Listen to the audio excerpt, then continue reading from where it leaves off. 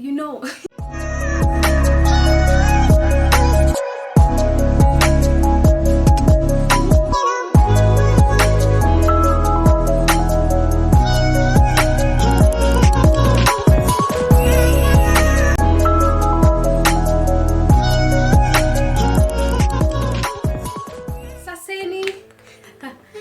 I hope uko poa.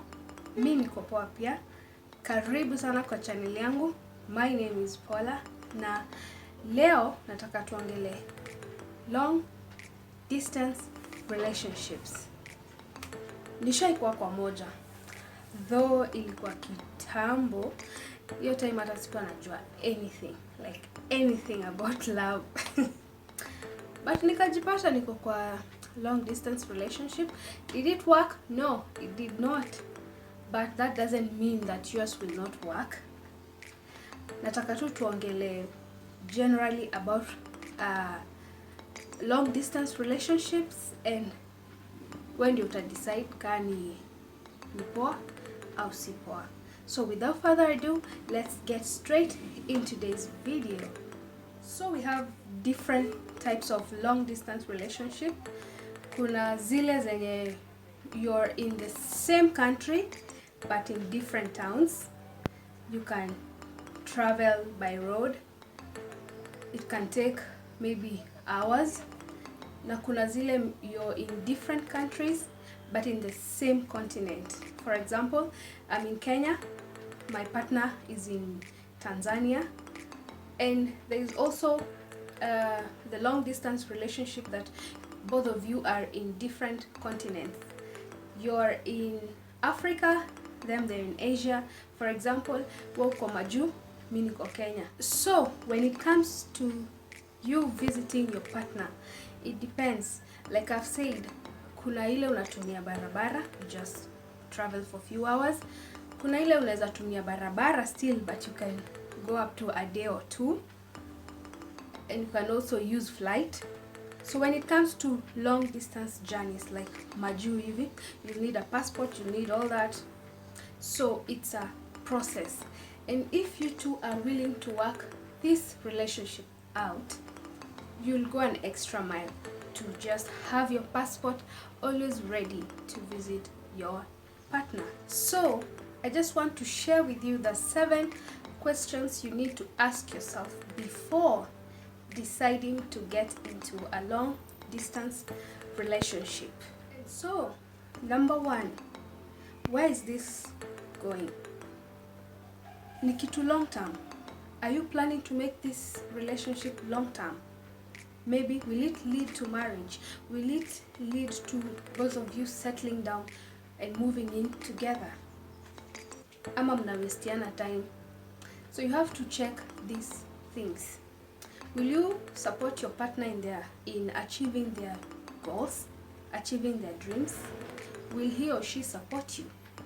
Even if you have a different path in your career, he also has his or her own different path of career.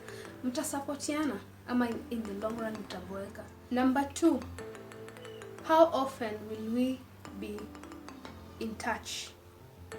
Because you know communication is key. And you have to talk and agree with your partner. You tell them what you want, the mode of communication. Do you prefer calls? Do you prefer video calls? Skype? Let's chat. All that. Unamwambia kenye unataka. And also, him or her should be able to tell you what they want. Juliana hali, it's very important. Lakini too much of it can be suffocating at times, honestly. And not enough can leave you wanting. So number 3, what do each of us need to feel loved? For example, there's that person who wants to cuddle, wants to be around you physically. We have a good time the whole day, every day. It might be harder for that person to be in a long distance relationship. But if you're the type when you're okay with just texting, you're okay with FaceTiming, you're just fine with communication, then you're good to go. So, which one are you? Number 4, do we trust each other? Trust is super, super, super important in a relationship, especially long distance relationship. And for people with trust issues, it can be very hard for them to cope with that, because all the time you're just wondering, mse anafanya nini, akona nani sahi, anafanya nini, akona mtu. So all the time your blood pressure is high, you don't have the peace of mind. If you're that type of a person, then long distance relationship is not for you. Wachana nayo for your peace of mind. A little or a bit of jealousy is okay, but sometimes it can get toxic. So save yourself from all that pain, all that stress, and decide what you want. So number 5, is it 5 or 6? 5. Should we consider an open relationship? To me, that's a real bummer, honestly. Ati tupange, since tuko mbali, wewe uko mbali, mimi niko mbali, hatuwezi onana. So tunapanga, mimi, when I need to be fulfilled, you know what I mean? Naweza enda nje, nipatiwe, but without my emotions attached to that person. So, you and your partner, you both agree that, babe, juu uko mbali na mimi niko mbali, ukisikia kunini, unaweza tafuta mtu nini, but msikuwe attached emotionally with that person. I don't know. Maybe that works for some people, but for me, no. That one, I don't think if it can ever work in my life. So, if you're okay with that, kama uko sawa with you, first you both agree, of course, you and your partner. You agree, kama yako sawa, kama uko sawa, then go ahead and do that. But if you feel you're not fit for that, then don't. So my last point, what are your thoughts on exchanging pictures or videos? Ni sawa, it's okay kutuma picha umekaa smart, akuone. Maybe you are sending a photo kumuonesha mali uko, you're sending a video kumwambia hapa ndio nilienda, hivi ndio nilifanya. That's okay, but kuna zile zenye unatuma before utume kwanza. It's a big area where trust comes in, because you're not just sending any photo, you're not sending just any video, you're sending something that you know.